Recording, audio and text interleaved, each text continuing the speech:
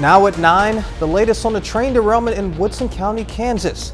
Plus, we celebrate the 96th birthday of a World War II vet.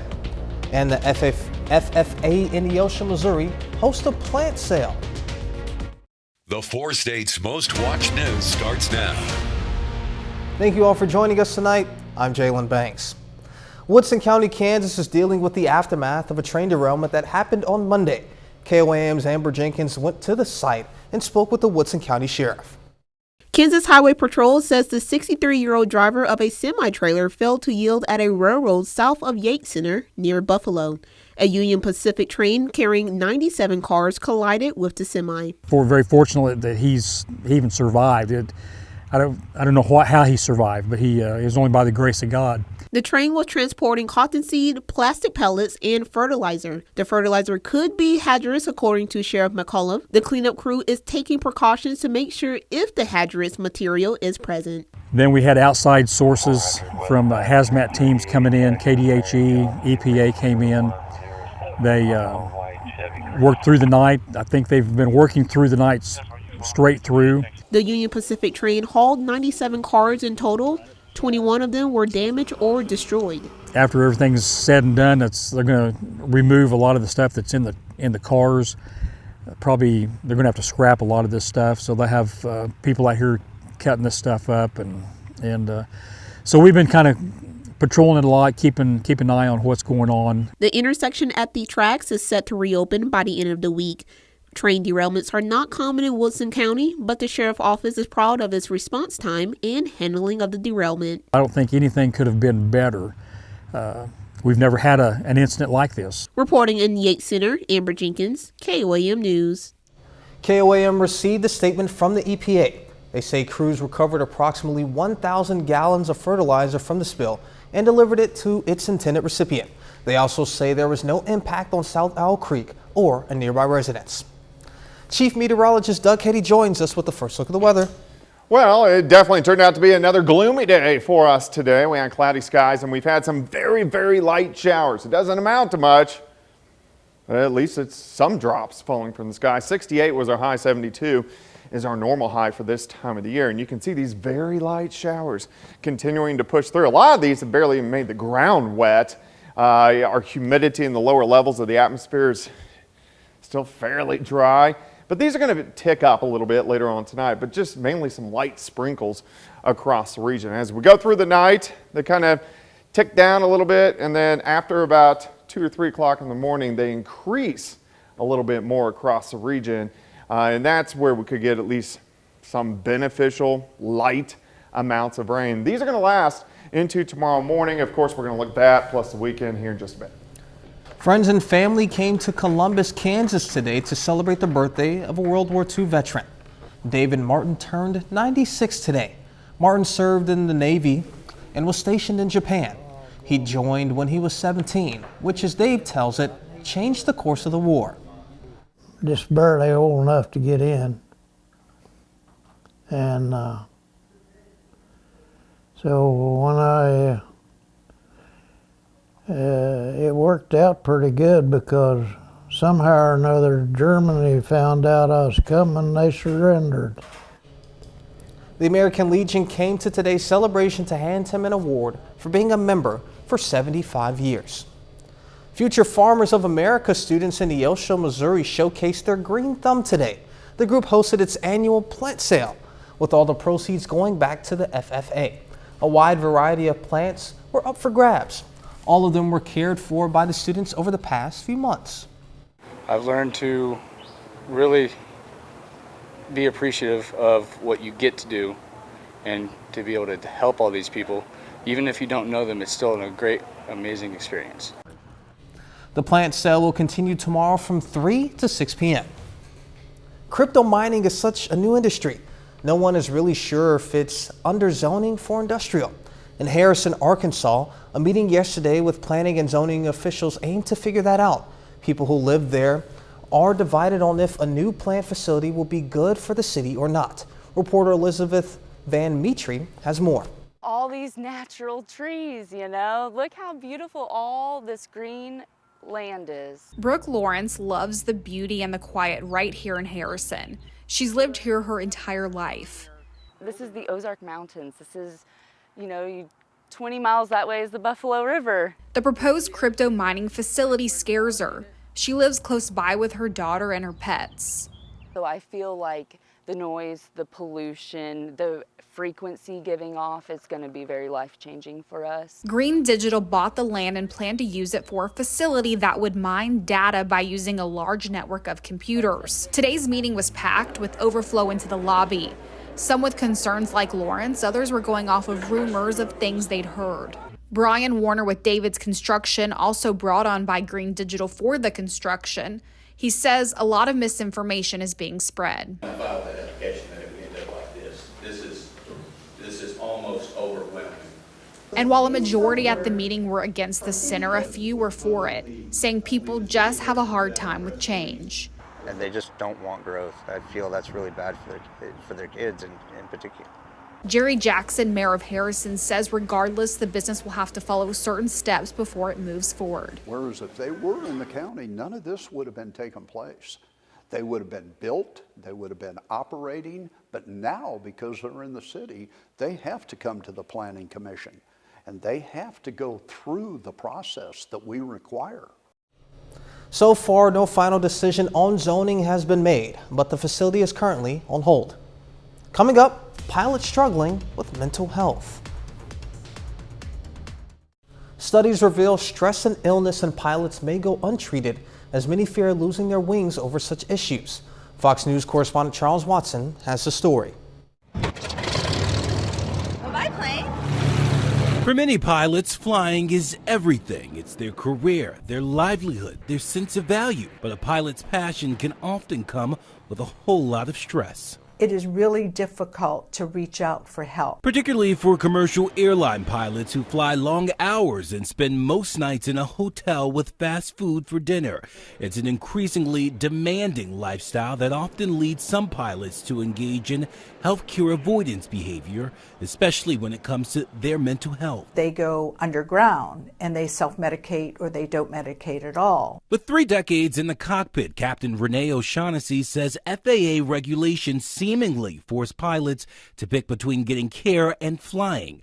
In a 2022 study published in the Journal of Occupational and Environmental Medicine, more than half of pilots said they worried about seeking any kind of medical care over fear of losing approval to fly, namely the status of their FAA aeromedical certificate.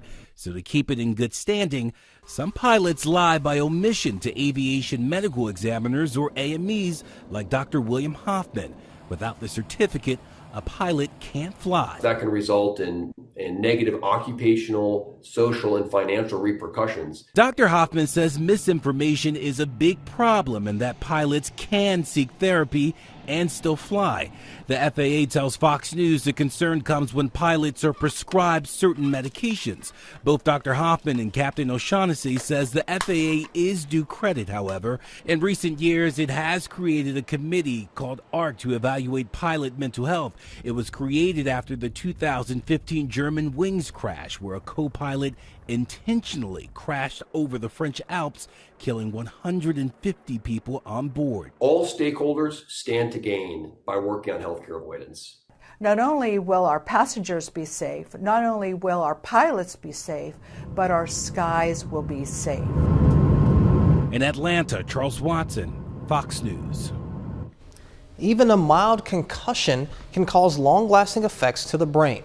That's according to researchers at the University of Cambridge, who found almost half the people who suffer a hit to the head experience changes on how regions of their brain communicate with each other. Researchers say those changes can potentially cause fatigue and cognitive impairment 6 months after the trauma. A new health service from Apple may be in the works. A Bloomberg report says the tech giant is developing an AI-powered health coaching service codenamed Quartz.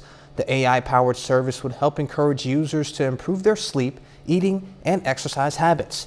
According to the report, the service would use data from a user's Apple Watch to recommend and create programs customized to their health conditions.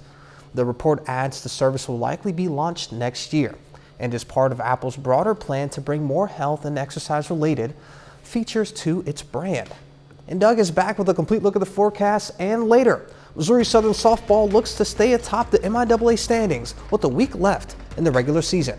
We'll hear from the team in sports.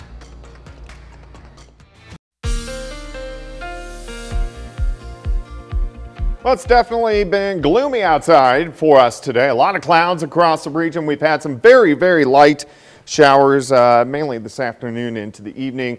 These have been pretty light, but you can't see the ground's wet. Indigo Sky Casino and Resort. So at least some of us are getting a little bit of rain across the region. 62 in Fort Scott, 55 in Veneta, 57 in Anderson. Carthage is sitting at about 55 degrees.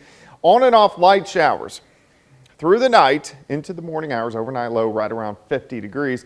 And you can see these light showers kind of pressing through over the past few hours. Again, they've been very light, but at least we're getting a little bit of rain out there. In fact, we'll zoom into the metro from Pitt to Neosho, Carthage, Miami.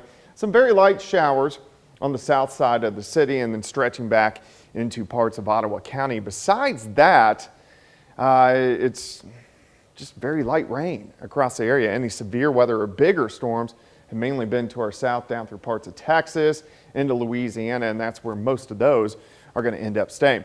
All right, rain chances, just these light showers the next few hours, and then they really shoot up later on tonight into the morning hours and then taper off as we go into the afternoon. It's not going to be heavy. It's going to be pretty light, but at least we're getting some in here. You can see them increasing again 4, 5, 6 o'clock in the morning. Scattered showers through the morning hours.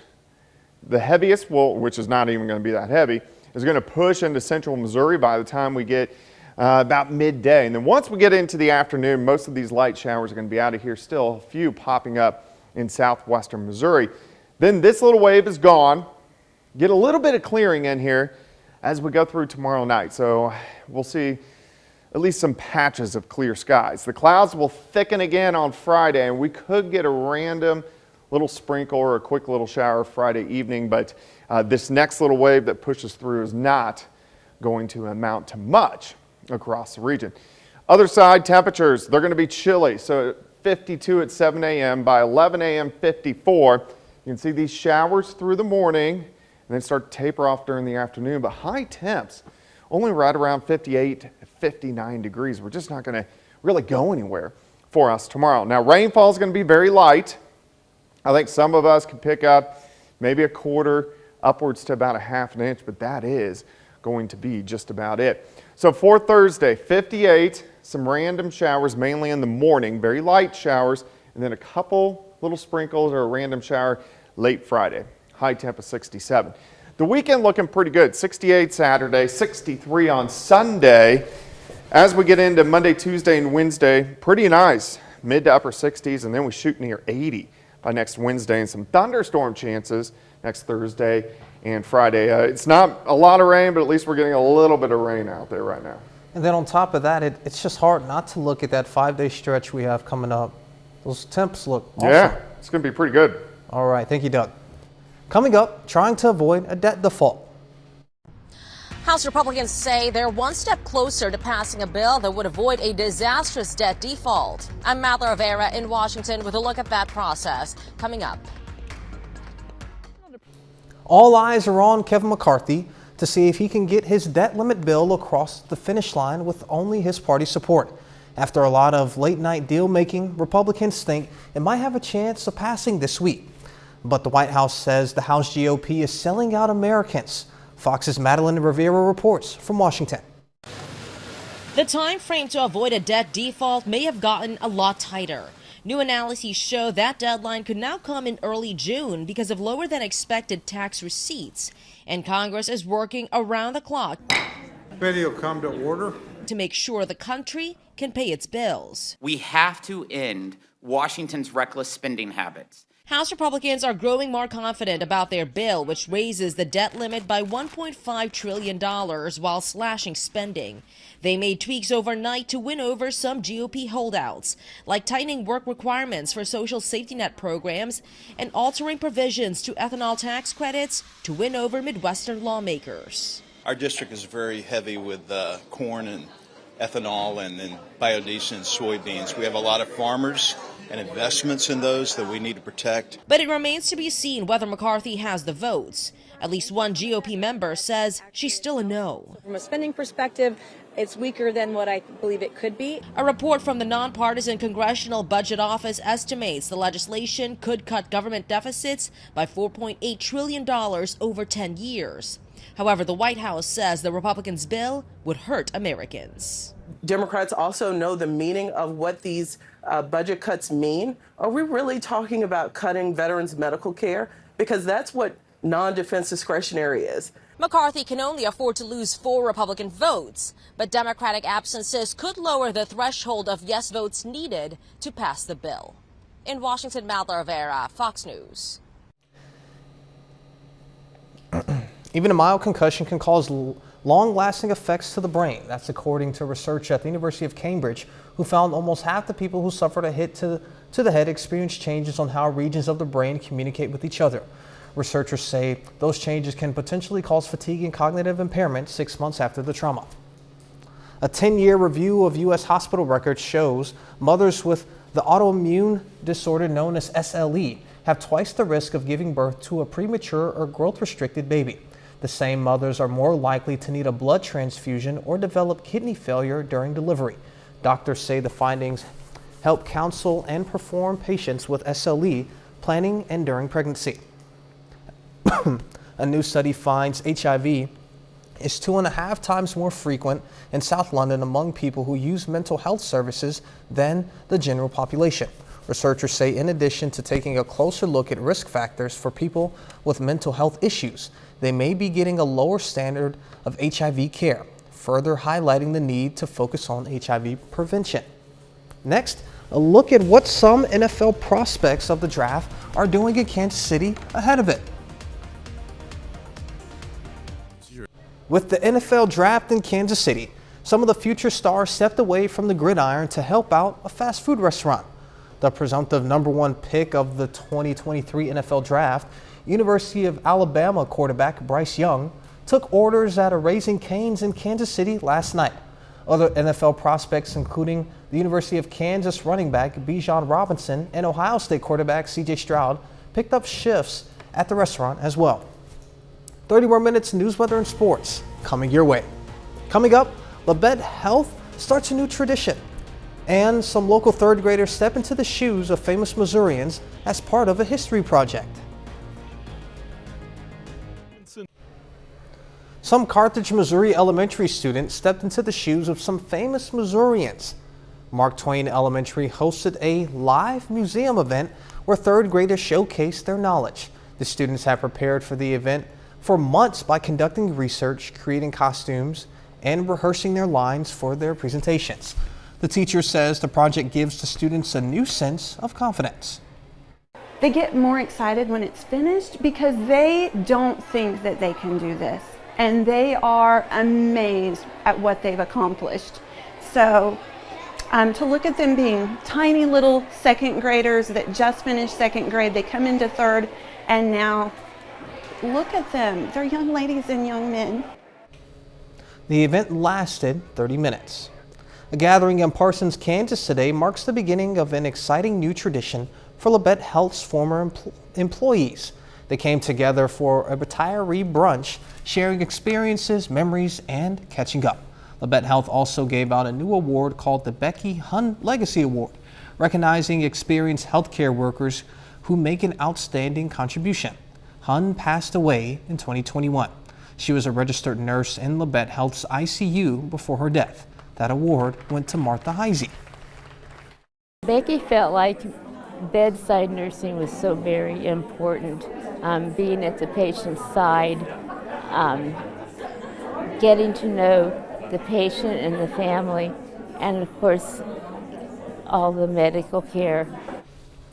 Heisey started at Labette Health in 1982 and worked there until her retirement in 2018. Missouri senators early this morning approved a nearly $50 billion operating budget. That's $4.2 billion more than what the House passed weeks ago. The budget now returns to the House, where lawmakers are calling for negotiations between the chambers to come to a compromise. Most of the debate is about two amendments that sought to insert anti-diversity, equity, and inclusion language, as well as funding for public libraries. The legislature has a May 5th deadline to complete the budget for the upcoming fiscal year. Kansas Governor Laura Kelly rejected a human smuggling bill that could have criminalized giving a ride or other services to undocumented people. Kelly said she agrees that immigration needs to be addressed, but that the bill would have unintended consequences, including hurting the agriculture workforce. Some remote workers in Joplin met earlier today to connect with each other in the city that was listed in the second place on the Wall Street Journal's top 10 places to work remote back in February. KOAM Jean DeHaldela talked with the workers, Chamber of Commerce, and the local employment office about remote work in town.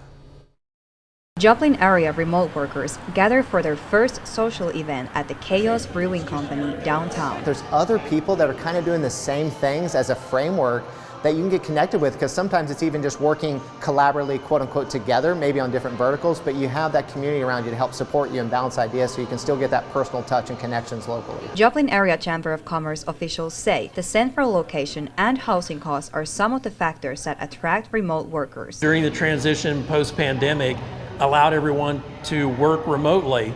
So those families at that point in time really looked at their income and cost of living and thought, where could we go to leverage that? Andy Griffith says there's a variety of places to change work environments. We have things like the public library, which has study rooms that are available, and coffee shops as well. Joplin's Missouri Job Center is seeing demand for remote jobs. However, more employers are asking to work back in the office. Barriers to work in office can be lack of childcare and transportation, according to officials. Looking for remote work or looking for part-time jobs. There seems to be a trend of either working remotely from home or having those 1 or 2 part-time jobs as opposed to 1 full-time. Joplin Area Chamber of Commerce supports remote workers by providing working space. We have 2 co-working space areas, co-working east and west. So we have a hot desk and then dedicated desk for those that want to be there on a more permanent basis. In Joplin, Janna Hautala, KOAM News. The Joplin Area Chamber of Commerce wants to support the remote workers in the area and is providing free day passes in the Joseph Newman Innovation Center tomorrow. A bit later, now that President Biden has officially announced his re-election plans, we'll take a look at new polling data.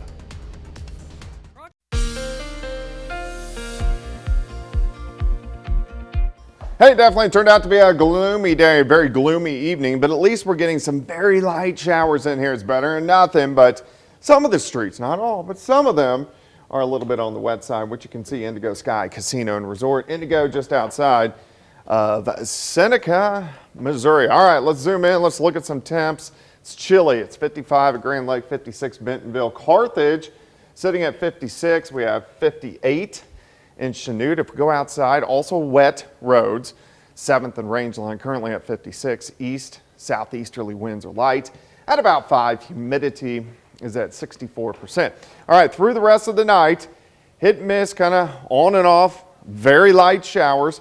Overnight low down to about 50 as we get through the overnight hours. But you can see these light showers continuing to push through the region. Again, we have a few heavier batches where you see the yellow, but most of this is very light, which Pittsburgh's dry right now. Some light showers on the south side of the city and then heading down toward Neosho. And then once you get down toward Anderson, Pineville, we have some very light showers across the area. Any severe weather staying down through parts of Texas. And we have another little wave right out across the northern parts of the plains that will start to affect us by the time we get into Friday.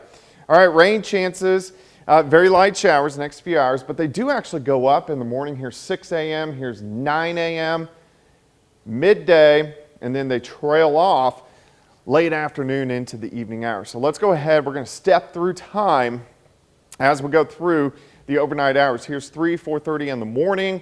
You can see this batch kind of picking back up, and this will be a little bit heavier of light showers, so it's just a higher category of light showers, but light showers working through during the morning hours and then the heaviest of this batch is going to push out once we get into the afternoon. You can see it move across central Missouri. Still some hit and miss showers late afternoon. All this rotates out tomorrow night. We get a little bit of clearing out there, and then here comes our next wave on Friday. So clouds increase again, and these are going to be very light showers once again. And unfortunately, as these work in, they just kind of fall apart. So we're not going to get much out of that next wave. All right, day planner for you tomorrow, 7 a.m. 52 showers, 54 at 11 a.m. Also some showers, 58 by the time we get into the middle of the afternoon. But we're going to hold into the upper 50s. Rainfall amounts are going to be light, maybe a quarter to a half an inch in spots, but most areas pretty light. 58 tomorrow, 67 on Friday, 68 Saturday, 63 on Sunday. So the weekend overall looks pretty good.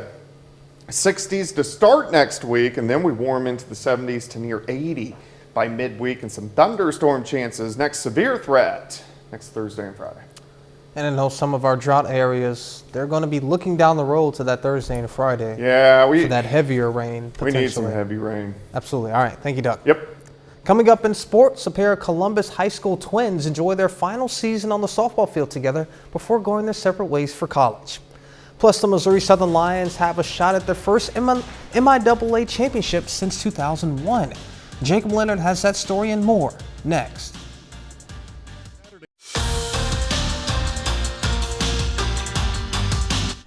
The Missouri Southern Lions are tied for first place in the MIAA softball standings heading into the final weekend of the regular season. Southern is 19-3 in the league, even with Central Oklahoma for the top spot in the conference. Now, this weekend, it's a big weekend for the Lions. They play 2 games against Newman on Friday before facing Central Oklahoma for a pair of games on Saturday. UCO plays Pittsburgh State Friday before their matchup with the Lions. All Missouri Southern has to do is win more games than Central Oklahoma this weekend. They'll earn their first MIAA title since 2001. I think our biggest strength is honestly our camaraderie. We're really close as a team, and we know for a fact that we have each other's backs. Like if one of us messes up, we have no doubt that the other one, or all 20 of us, is going to have each other's backs on the field and off the field as well. It'd mean a lot just for the Pat Lapierre and all the alums that came before us, and putting us back on the map. I know there's been a lot of discussion, especially locally, on why isn't Southern ranked and all this other stuff. Well, it's our job to put us on the map nationally, and we haven't been at that level since late 90s. A pair of Columbus High School seniors pretty much done everything together since they were born. Addie and Aubrey Saporito are multi-sport standouts for the Titans. After spending their entire lives competing together, the twins are enjoying their final weeks as teammates before they head their separate ways for college. Columbus High School seniors Addie and Aubrey Saporito have pushed each other their entire lives. They're both extremely competitive. Neither of them ever want to be outdone by the other one. They've helped each other. If I need to go pitch, then I have a catcher literally sitting on my couch with me. For her, I'm constantly drugged. We have a wrestling mat in our basement. I'm constantly down there with her, taking shots. It doesn't give us an excuse to be like, I don't have anyone to go with me, because we have someone. We have to. And the twins have been side by side through it all. There's not very many people that get this chance and have this opportunity to be able to play together and do everything together and always have a best friend with them. I've told them that this will be something that will be important, and memories that they'll always have, and best friend that they always have that's right there whether they know it or not. We've been able to confide in each other, and through the rough games and even the good games, we're like, yes, that was working so good. Or she's like, Aubrey, that curve just spun so hard. But so she's kind of we both kind of hype each other up, and we're always there for each other. It means a lot. After spending their lives together on the court, on the mat, and on the field, this softball season is their final season as teammates. The sisters will go separate ways in college, with Aubrey continuing her softball career at Crowder and Addie moving on to wrestle at Ottawa University. It's kind of sad, but at the same time, we're both going after this to do what we love. Definitely be pretty weird, but I think we'll get used to it because we're both going to be super busy, and just knowing that we're both in good places and in good hands is also reassuring. This spring is also the final time the Saporito twins will get to play for their mother, who has led the Columbus softball program since 2011. I try to push it out of my mind and not think about it until you're asking questions. But yeah, it's definitely something that I've thought about, and just trying to not think about until it's all over with. She's coached us since we were in T-ball. She's like a mom to half of those girls on that team as well. So I think it definitely has maybe even made our team more of a family. They're best friends with all these girls. So you know, we've got to grow up with all of them. Jalen has been like a sister to him, you know, all these years. And when I think about it, you know, it's the girls and it's their teammates that, you know, all of them being together is going to be the roughest part, I think. Columbus is 13-1 this softball season, winning 11 consecutive games. The Titans are back on the field tomorrow night for a big CNC doubleheader against Girard. The Kansas City Royals finish up their series with the Arizona Diamondbacks tonight. The Royals have a chance to pick up their second series win of the season after splitting the first 2 games of the series with Arizona. And that game is final. Kansas City fails to score. They get shut out 2-0. It's the 6th time the Royals have been shut out in the first 25 games of the year. And next up for the Royals, they open a 4-game series against the Twins tomorrow night. On the National League, Game 3 of a 4-game series tonight between the Cardinals and the Giants. The Cards have dropped each of the first 2 games. Tonight, St. Louis out to an early lead. They lead it 2-0 in the top of the 4th on a pair of Paul Goldschmidt solo home runs. Back to Addie and Aubrey Saporito there in Columbus. They're 2 of the funniest athletes that I've covered in my time here in that group as a whole, that Columbus softball team. Very entertaining group and obviously very talented too. 13-1, 11 straight wins. Fun group to be around. Yeah, it's funny hearing their mom / coach having to say, you know, I got to block it out as best as I can. But you live with them. Obviously, you go to school with them. Then you go to practicing games with them. They all said the same thing. They try to keep it as professional as possible when it's game and practice and stuff. But I've been there and I know it's difficult. Yeah, that's awesome. I'm excited to see how their season ends. Sure. All right, that's it for sports. We're back with more after this. Just released Fox News polls show most voters think the economy is in bad shape. A record number feel it is getting worse for their family, and not many think President Biden is helping. Just 44% approve of the president's performance. But the president is enjoying a comfortable margin over his 2 announced primary challengers for now. Fox News White House correspondent Jackie Heinrich has the details. How old I am, I can't even say the number. It doesn't register with me. People are going to find out, they're going to see a race, and they're going to judge whether or not I have it or don't have it. President Biden says he took a hard look at his age before launching a re-election campaign at 80, and he feels good. But critics point to the vice president's prominence in his announcement video as a nod to the obvious. I think there's a real focus on trying to lift her up here because people are going to ask, like, who's your backup? New Fox polling shows a modest bump in the VP's approval rating, 43%, up 4 points since January. Biden's numbers ticked up just a point in the same period, but compared to 2 years ago, he's down by 10. Biden today, unfazed. I noticed the polling data I keep hearing about is that I'm between 42 and 46% favorable rating, et cetera. But everybody running for re-election in this time has been in the same position. They're making it sound like Biden's really underwater. Biden's personal ratings actually are underwater. While 62% of Democrat primary voters still back him, nearly a fifth throw their weight behind Robert Kennedy Jr., lending weight to calls from some progressives to hold debates, which Republicans would love to see, especially because Biden rarely even sits for interviews, something 76% of voters want regularly. They don't want him in front of the press. I just hope the American people reject that. Except today, the president did respond to this question from Fox on talks to raise the debt ceiling. Will you meet with McCarthy? I'm happy to meet with McCarthy, but not on whether or not the debt limit gets extended. That's not negotiable. One thing we know, no meeting will happen tonight. The House Speaker was not invited to tonight's state dinner despite attending the last one. The president will instead continue talks with South Korean President Yoon about the new agreement they signed countering North Korea's threat, which includes a promise from Biden that if Kim Jong-un launches a nuclear attack, the U.S. will respond, including with its own nuclear arsenal. At the White House, Jackie Heinrich, Fox News. Coming up, how students in California are using a school project to help combat homelessness. College of the Desert showing off a tiny house built by first-year architecture students. Fox's Tatum Larson has more on the opportunities the project is providing for students on campus. The tiny house on wheels. It started as an in-class competition for first-year architecture students. The design was a solution for affordable housing. We're showing this design to a panel of architects, general contractors, and people that are involved within the construction industry. And they chose a winner, and this is our winning design. The house, which is set with a working AC system, gas-powered generator, and indoor plumbing, was funded by the Strong Workforce Grant. It helps fund career technical education programs across California community colleges. I am very proud of what I've created. On the front porch, another show-stopping design by a student, a chair made of only cardboard and glue. They are tasked with creating a chair that is not only something that they can sit on, but it's something that is beautiful, something that is inspiring, and something that is very unique. Projects like these cardboard chairs not only help students flex their creativity, but it also sets them up for success in the future. We are able to now see something, create it, have a challenge, and truly come up with a solution.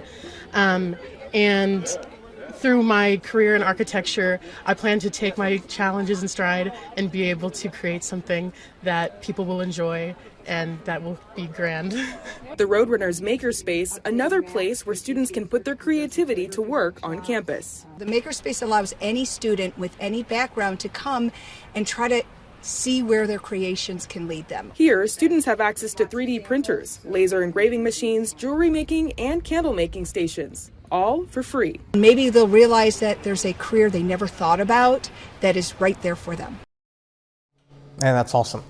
And that's our time for tonight, and thank you all so much for joining us. But before you go, we'll leave you with the video of meerkats meeting their new tortoise neighbor at this Sacramento zoo. Be safe, and we'll do this all again tomorrow. See you then.